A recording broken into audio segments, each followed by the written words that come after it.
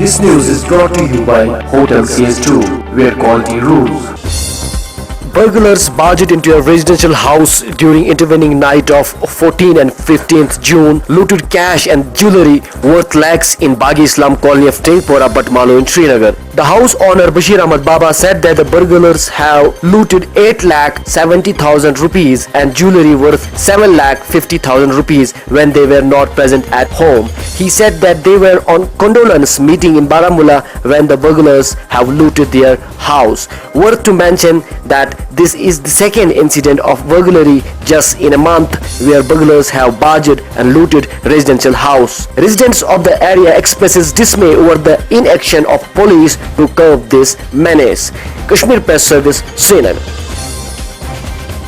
This news is brought to you by Hotel CS2, where quality rules.